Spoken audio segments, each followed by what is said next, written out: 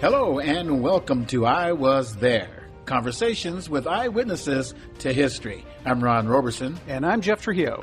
And each week or so, we try to bring you conversations with people who were eyewitnesses to history in one form or another, right, Jeff? That's right. You know, we were talking a little bit before, you don't have to be famous. Right. Typically, you're not famous. Typically, you're just doing what you're doing. You're living your life.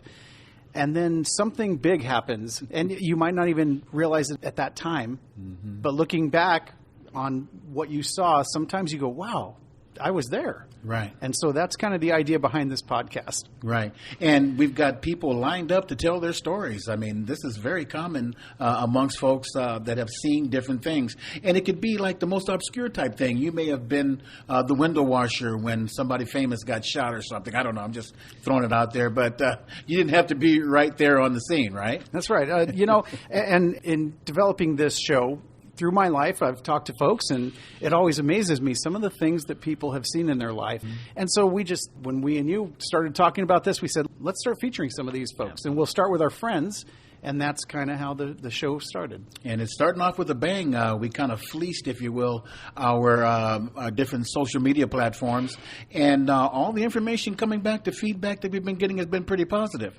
So far, so good. We'll see. And I'm pretty confident that with the lineup that we have, we're going to start with our friends, but then that's going to feed into people saying, hey, I know somebody who saw this, and I know somebody who saw this. So to our listeners, if you know somebody who has seen something pretty amazing or has an amazing story to tell, please pass them our way. Go to our Facebook page, drop us a line, and let us know, because we are looking for people who've seen amazing things. Mm-hmm.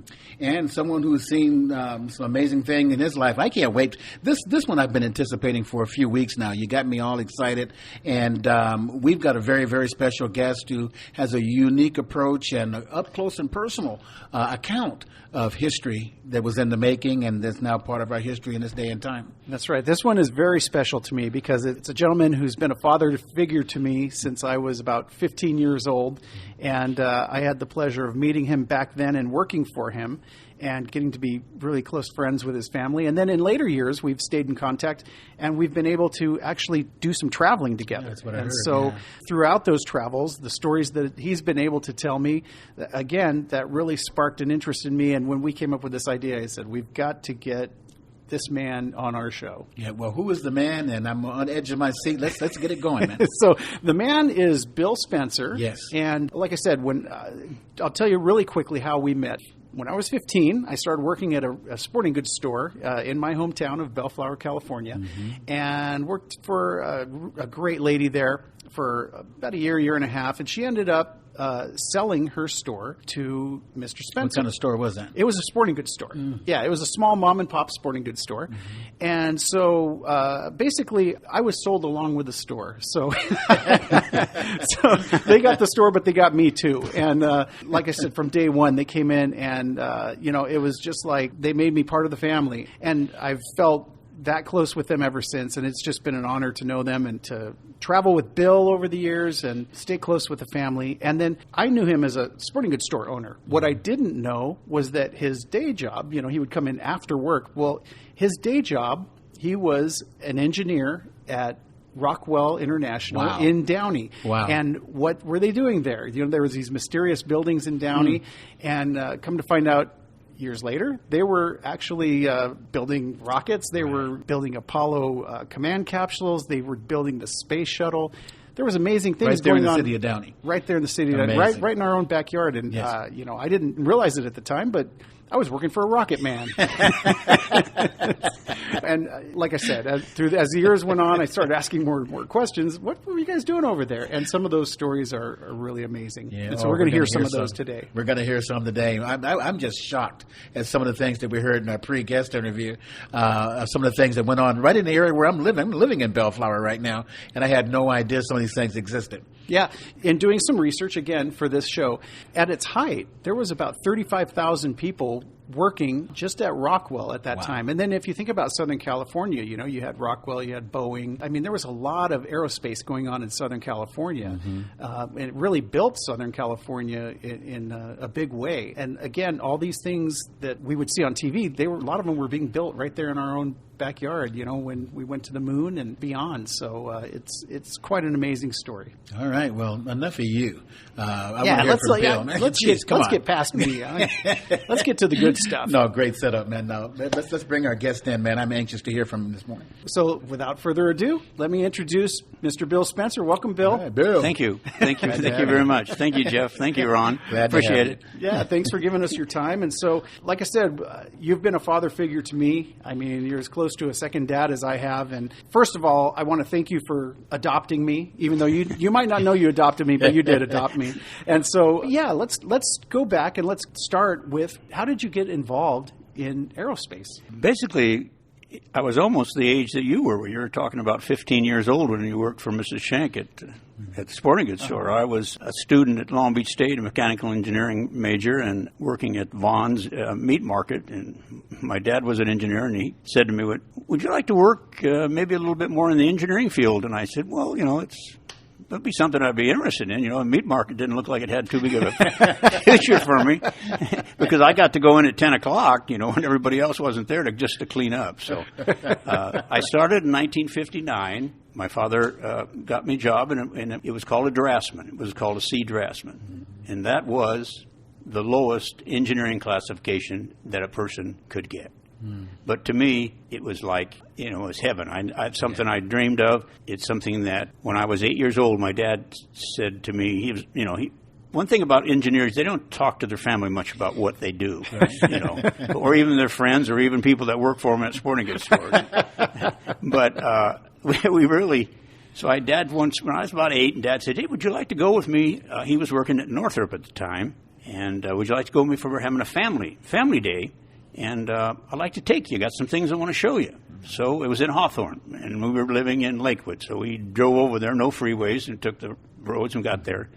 And, I was standing around looking at the things, and Dad was showing me things. And then all of a sudden I heard this roar of a jet engine.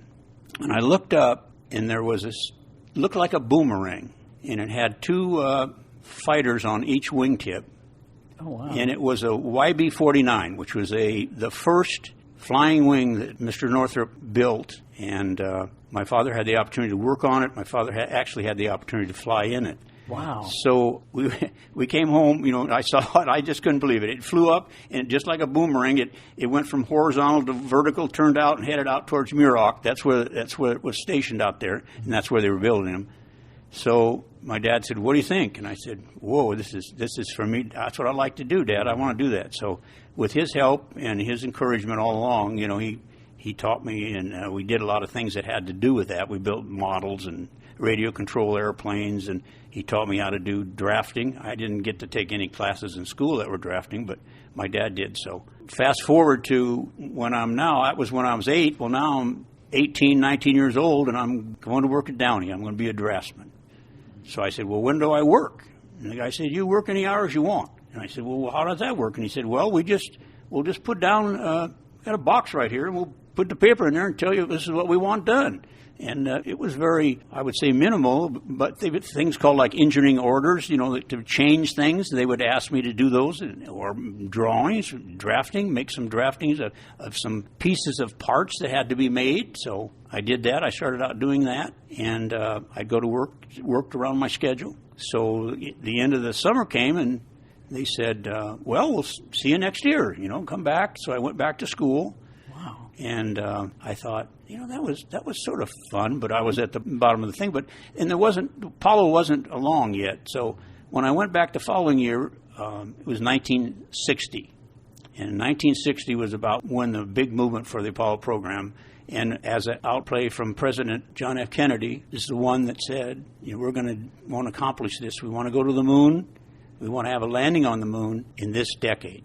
So he put the challenge out there, and from then the Apollo started to develop and the program started to grow. So I was working on another program in Autonetics, which is was a division of North American Aviation. So I told them, I said, when it came time to tell me to go back to school, they said, okay, Bill, we'll see you next summer. And I said, I'm not going to go back to school. And they said, what? And I said, no, I want to stay. I want to go work on Apollo. It's something I think would be an amazing thing to work on. So he said, well, it's all right with me, but you got to tell your dad that. I'm not telling your dad you're not going back to school. So they said, okay. So I left and went over and walked around the buildings there and found a group that I was, of course, a draftsman. So you sit at a big board, it's maybe 6x3, 6x4, and you sit on a stool. So when you go by those places, you know what kind of jobs might be available there. So I walked around a little bit and saw a group, and I walked in there and I said, do you need anybody? And the guy said, well, yeah, we're staffing up. We need people. Well, what kind of work do you do? He said, well, we do mock-ups, models. It's just a preliminary starting out. We could sure use somebody that would be interested. And I said, oh, I'm your man, Wow. I said, so I started there, and that's how I started working in Downey, and I worked there for the better part of 10 years. We did 6 moon landings. Apollo became truly one of the amazing programs ever. At one point in time, I remember they used to tell us that there was 400,000 people that worked on it across the United States. Wow. There was 20 different companies that worked on it, including universities, and the cost in the 70s was $25 billion. So it's everybody's $25 billion, but then I'm just looking at some of the things I'm watching on television now, $300 trillion. So it's a drop in the bucket. Well, so let's go back. You mentioned that famous speech where President Kennedy said, we're going to the moon by the end of the decade. What did you think when you heard that? Did you think it was possible? I was just a kid, right? You ask me now as an 81-year-old man, and I would probably say, that guy's nuts. But when you're young and you have somebody to me, he represented, he had a young outlook on life and a very vibrant person. And there was no doubt in my mind, having watched my father and some of the things that they accomplished, that it couldn't be done. It was not easy, but it could be done. And there was a tremendous amount of experience from North American. They had done things like the X-15, which is a space plane. They had done a XB-70, which is a supersonic, like the Concorde, way before the Concorde. Mm-hmm. So they had all the technology, the people with experience. So it was, for me to go there and work with people with that kind of experience and background, it was really exciting and a pleasure for me to do it. I was at the very bottom, so I would just do whatever they told me. But you were creating new technology. It was new. It was all, just think, 1903, the Wright brothers flew their first airplane, and it went 120 feet, and it was 20-some seconds. And now here it is, 1962, and somebody tells us within a 10-year period, we're going to the moon.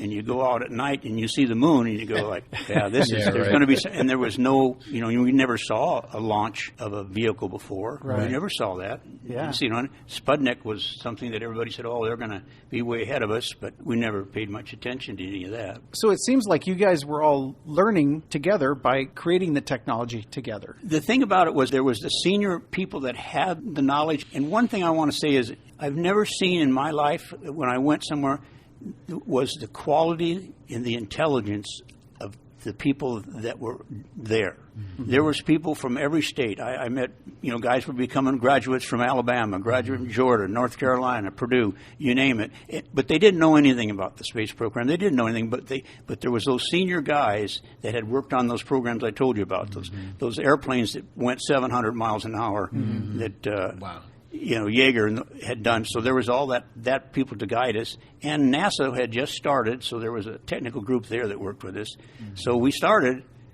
and the way you start is you put lead on paper. You're drawing, making layouts, making parts, cutting them in. Mm-hmm. And I loved it. I was working, and they said, well, my dad always told me it's the quality of the work that you do. If you put your name and how you do it, 10 years from now, 15 years, whatever, somebody will see that drawing and they'll see your name and they'll see the quality of the work. Yeah. And that way that's something you can leave for people to see. So I took my dad's advice and did that. and I spent a lot of time practicing lettering. There was no computers. They had that old thing, they called it a stick. It was called a slide rule. We didn't have any calculators on our desks. Right. So we started, and I was very fortunate because I could print, and so they started asking me to make all the charts and stuff. So I spent hours at night. Like I said, I was talking a little bit before we started. Was in that decade, I worked 6 days a week, 50 to 60 to 70 hours a week for 10 years. And wow. Never complained once, I don't think. Never. It was an exciting time. In fact, one of the highlights was there was a gentleman with all that experience I talked about. I used to get done, and then I would go. I was on the clock, and you had to punch in the morning, and you punch out. So I would go punch out, and then I would come back, and I would keep working. And they didn't pay me or anything, but I would keep working because I was making this model. It was going to be a 10th scale Apollo, which is 378 feet, and I was making this scale model for the president of the division. So, now I got the only fluorescent light over my board, and you can tell who's there, and the rest of the place is, and all of a sudden, here comes this gentleman, and he's about 5'5", 6 or something, and he walks up and he said, "What are you doing here?" And I said, "I'm doing this model for Mr. Phelps, the president of the company." And he just looked at me, and he said, "Are you getting paid overtime to do this?" And I said, "No, sir, I just doing this. It's, I really enjoy it because I'm just new and starting." He said, "Well, do a good job for it because I want it to look real good in my office." So that was my introduction to Charlie Phelps, the quality of the people like that. And then from then on, the whole program in those 10 years was all about a team concept. There were so many people that worked together. I never heard many people use I. It was always us, a team. Mm-hmm. And we went through some terrible times. We had failures. We had a lot of things happened that would have probably could have stopped us, but didn't. Yeah. You said you were building models, but what was the mission in Downey? What components were you building? In Downey, if you look at the vehicle, there was a thing called a command module, and like when you and I went traveling to the space station and the space museum out in Florida, we saw it. The command module was where the 3 astronauts were. Mm-hmm. It looked like a gumdrop, Mm-hmm. And below that was called a service module, and that was engine was there that got you out of the orbit back to Earth from the moon, and then it got so that was completely built by Downey. Those 2 key parts were completely built by Downey. And then the rest of the pieces of the puzzle were the Saturn engine itself and all that was below it. So that represented maybe 30 feet of the 370. So all the rest was engine and tanks. But the real positive advantage was North American Aviation had many different divisions. So up at Canoga Park, they had a place that built those type of rocket engines. So Saturn was that. They had a place in Seal Beach where they built the Saturn V, where they actually had a barge and they took it out onto ships to ship back to the Cape. So what we did was that and the integration of all that. There's a lot of that. And then NASA was involved with this, but the key was the people who used it, the users, you say now, was the astronaut. So when I was working in this group, making the models and doing that, I thought, this is okay, but I would like to get into something else. So I got into what they called instrumentation installation. And what that was is that all these systems that we have, you have to be able to say they're working properly, they're okay, what the temperature is, what the pressure is, are they getting too many, is the load itself on them okay? So I transferred to that group. So what I would do was I would take what our support group would buy the parts, buy the transducers, and then they'd bring it to us and say, okay, we want you to put this on this system. So the advantage to that was that I got to work on basically every system that was on this vehicle. Wow. So, and from there, things just continued to get better and better. And I was getting every 16 weeks I'd get a nickel raise. So I was really. And during that period, if I'm not jumping too far ahead, Jeff, I know you got a few things you wanted to ask, but I'm just curious. And you had mentioned to it on one of your trips that you all had gone through and saw one of his inventions. What indeed did you design?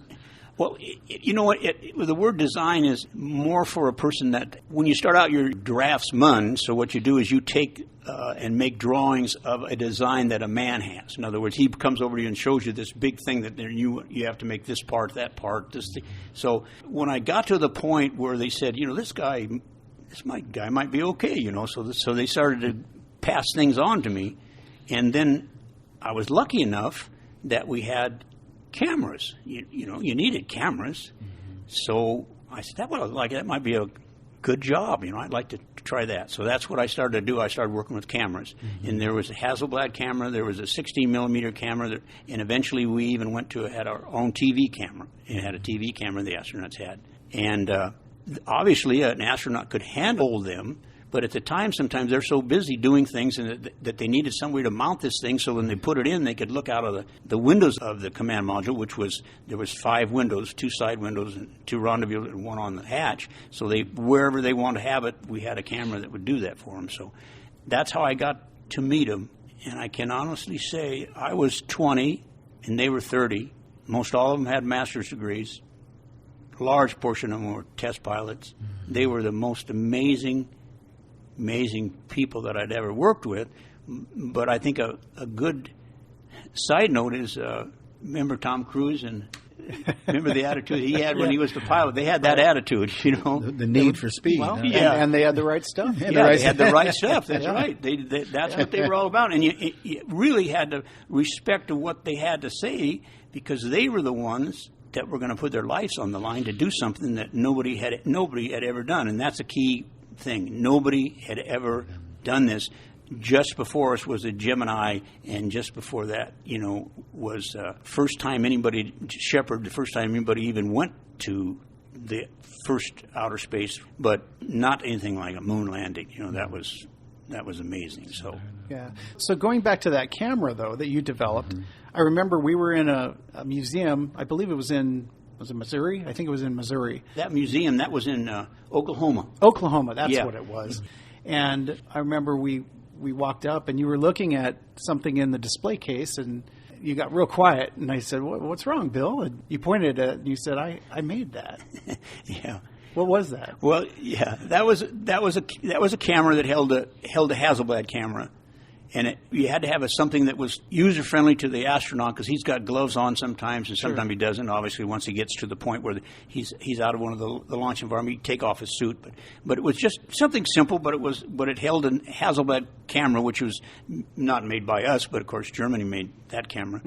But it was something that I had made at maybe when I was 20 years old, and to see it, I saw it when I was at the Smithsonian. I saw it at the Space Center in Florida. I saw it up in Los Angeles when I went to see the shuttle. It just the simplest of things, and just to say that I did it, Yeah, and that camera. I was there, I was there, and that camera probably gave us some of the first glimpses of Earth that we've seen over the years. It was so much fun because it evolved.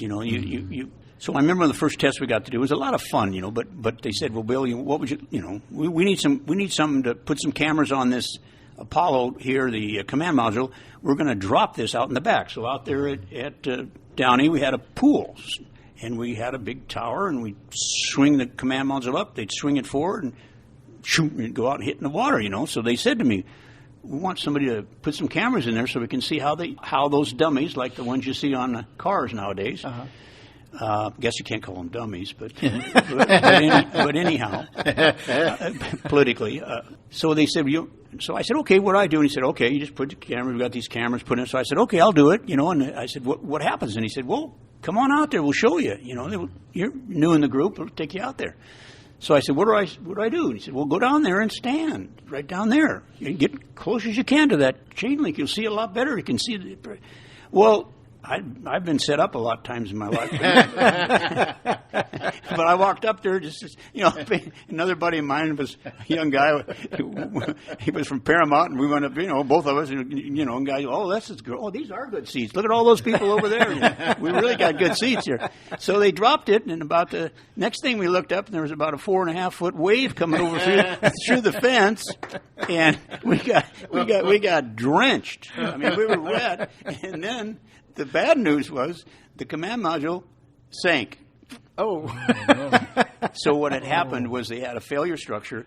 Remember, they have ablative material, and that was one piece of the structure, and then there was the structure of the command module itself, and it actually hit so hard that it blew a hole in it. So, wow. And those camera pictures that I had the opportunity to install and to mount, you could see the water rising up. So that was my first cause and effect kind of thing I got out of instrumentation, and it was a lot of fun. It was a lot of fun. But I from then on, I got to be the one to tell people that we're new to the group where to stand. Hey, the splashdowns, we've seen that all in the past, and I was surprised to see that they did a splashdown here in one of the last landings that I thought was interesting. Are we going back to that now, or wasn't that kind of dangerous back in the day?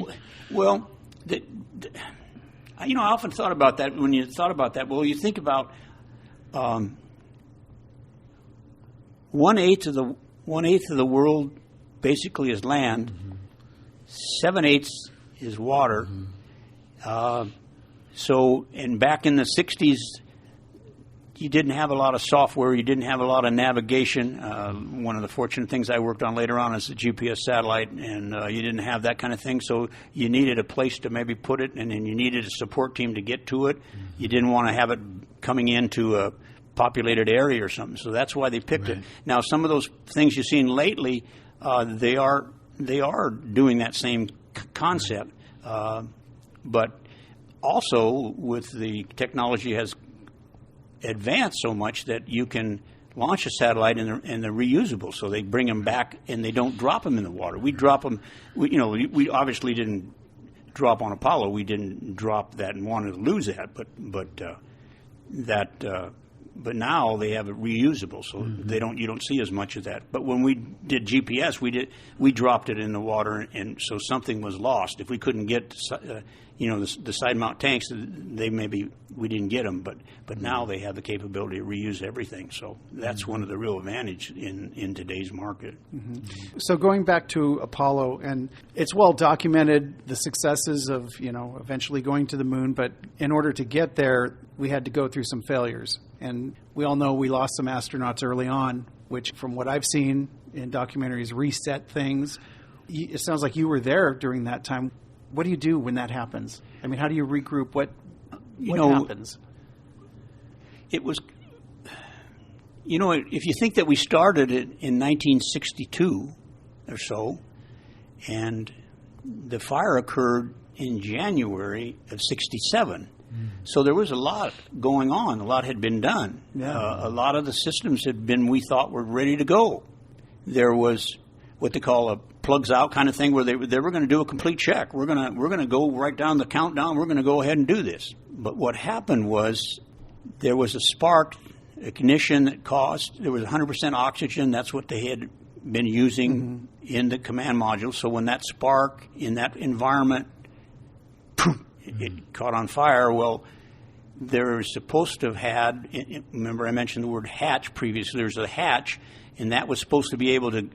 You were supposed to be able to get it open in a very reasonable amount of time, but it went under that environment that they were under. They perished. The 3 astronauts perished, and I just knew that here we only had 2 years to go. If you look at things that way, right? To complete our goal.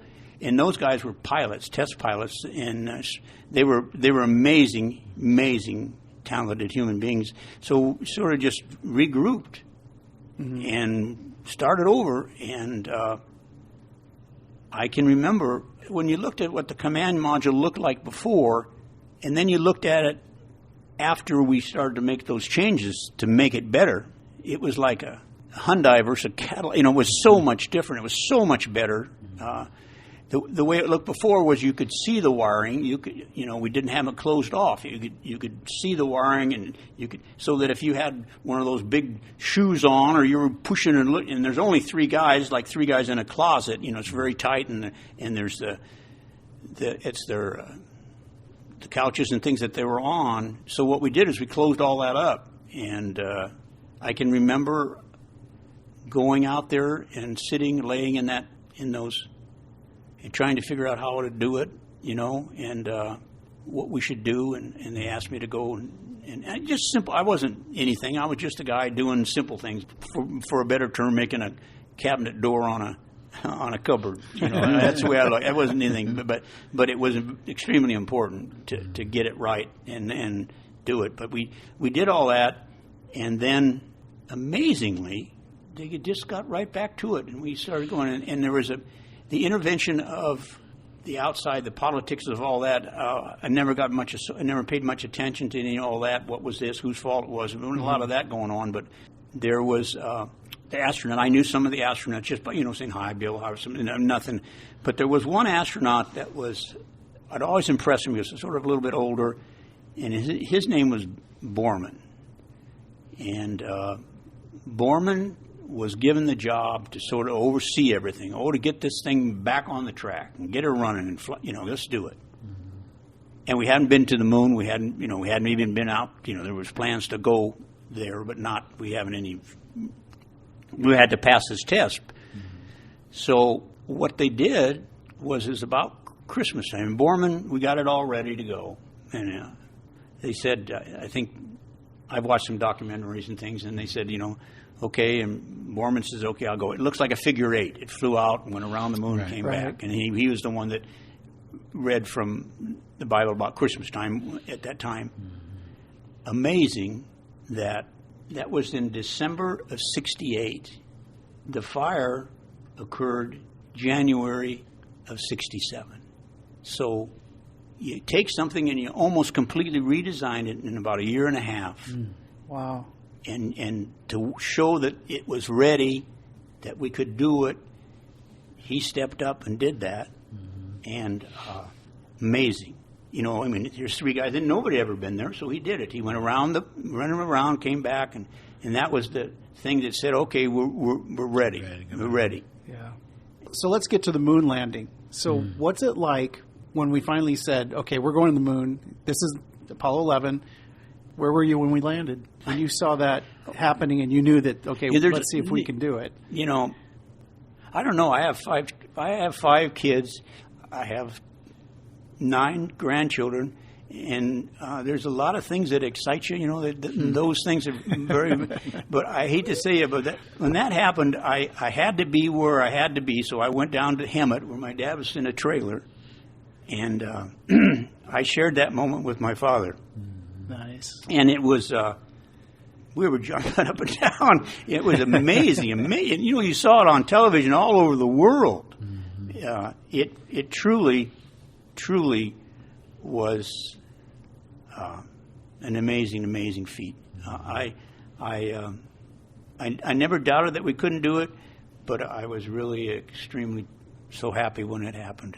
Yeah. And after losing 3 astronauts, and knowing that you don't have thought of that, but that became something real. Yeah. I think I didn't say before, but I think one of the greatest accomplishments of the Apollo program was Apollo 13. Yeah. I watched that with great interest, being an engineer, and what they did with what they had. That is really amazing, and with what they could have happened, and knowing that what had happened before, just 4 vehicles before they had lost 3, but what those guys did to bring those guys back. And remember, they had this thing that they call the LEM, the Lunar Excursion Module. They brought that on. Thank God that the cause of the 15 didn't damage that, so they brought it up and they lived in that and they shared, and it was. Talk about real time. They didn't practice anything of that, but you can just tell that was an example that made me as an engineer very proud. And that propelled them home. It did. Right? They got them to a point, because when they were out there, they were sort of like, you were sort of stuck. Yeah. But because of what those gentlemen did, and the plans they had, and the knowledge they had, you get to the point, if you do something enough times, the repetition, and you work with these parts, these boxes, everybody goes, what does that box do? It's you know it, and you can share that, and that's when they need you, is when you have problems. Mm-hmm.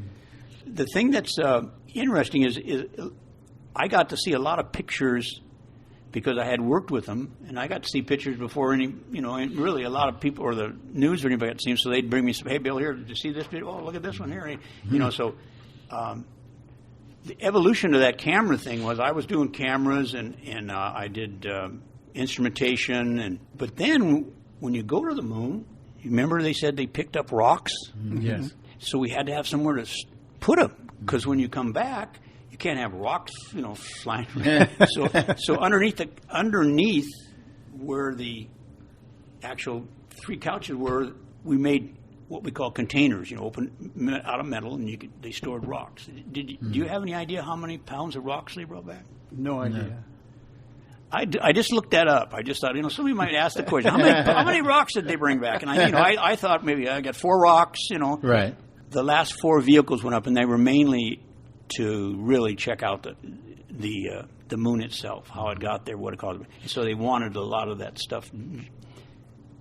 One of them came back with 165 pounds.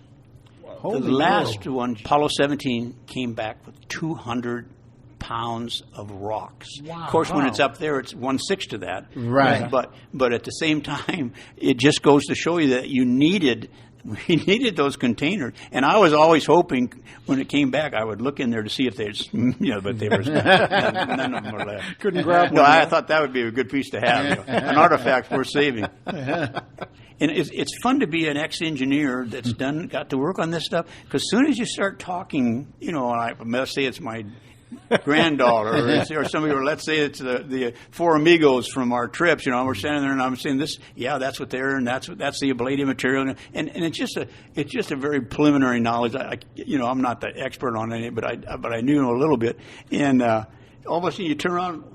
There's a crowd there, people thinking you're one of the astronauts. I have had the opportunity to watch Bill command many an audience. So is that right?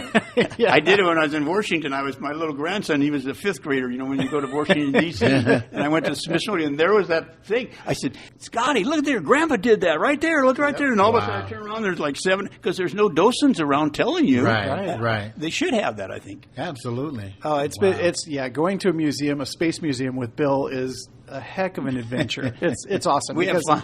To me, it's so amazing because, like you said, you can look at specific parts, and I remember asking you parts about the Saturn. Like, okay, well, that Saturn rocket was how big? 300. 300. When you stacked it, it was about 378 at the top of the 378, longer than a football field, and it has different stages. And so I'd say, well, Bill, take me through the stages. What does that do? And he was able to break it down and say, this did this, this did this, this did this. And it just, the weight that they had to lift.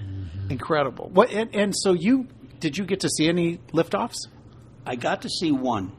One, okay. And my brother lived in Fort Lauderdale. Uh-huh. So he would come up, and he would come up. And he would be in Cocoa Beach or somewhere, And to see it, he didn't see it, but he could see it once it got up. Mm-hmm. And he said, "You won't believe it. The ground shakes." You think because he's from California, boy, and he said the ground shakes. You can feel it in your chest, He said, when I saw that, I thought exactly right. It's controlled chaos at its great. Oh man, it's amazing. Yeah, and you can't get anywhere near it during liftoff, right? But you're not, but even at that distance, you're feeling the impact of it. You could. Well, when you're part of the launch, you probably are a couple miles, 3 miles away. Mm-hmm. Wow. Bill, again, we've been to the moon and we've done that. Been there, done that. I guess. Yeah. Should we go back to the moon? Should we start to colonize, if you will? Is that the right word, Jeff? Colonize. Sure. Working my way up to the seas. Yeah. I've thought about that a lot. I've thought about, not a lot, but when you get retired, you get a lot of things you can do, read, think, or whatever. But a lot of people said the same thing before when we went there. Mm-hmm. Why in the heck are you going to the moon when we got a war? We got people tearing up, burning down cities, mm-hmm. shooting politicians, presidents. Mm-hmm. Didn't seem to. It comes hard to make a thing, but I don't think you do things for the betterment of the individual. I'm not what I'm saying. Maybe you can tell where I'm leaning, but when you do it for the betterment of the country or people that work every day to pay to have the opportunity to do that, then I would think it's a good idea. Now, if there's nothing that to be gained from it other than just said that you can do it, I don't know. I wouldn't think that's worthwhile. There'd be a lot of other things that we could do that would probably be better well spent. But just seeing what the Apollo program did for people who worked and were part of it, that was their livelihood for 10 good years and right. great jobs. And the spin-offs from it were just unbelievable. We said, oh, you don't have a cell phone, or you don't have a flat screen TV. Well, I tell you that there's a lot of the science and the technology that came way back is just quantum stepped from Apollo to where we are nowadays. So, and that's why they can do what they can do. Man, I just learned things about you I just didn't know. I think you're one of the four musketeers. Were you guys when you travel? We're the four amigos. Oh, amigos! I knew it was something like that. Yeah, I knew it was something. We're the Mustangs too. What do we call them? But I just find you absolutely fascinating, and we didn't even get into half the stuff. There's so many questions spinning around my head that I would like to ask, and going through museums with him, I do ask a million questions, and then inevitably, as he said, there's a crowd following us, and right. But yeah, Bill, it's just what an amazing career, Thank you. And I just thank you for sharing this with us, and maybe we'll do this again. Absolutely. I really want to thank you guys. I was a little hesitant to do this.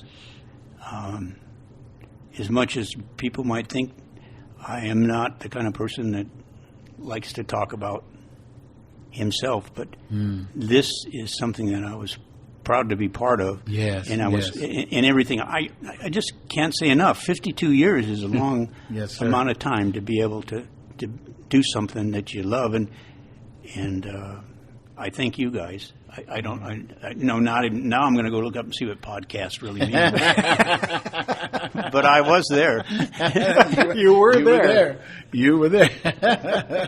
Before we wrap, thank you to our listeners for tuning in. And again, if you like what you hear, please give us a rating. Give us those 5 stars.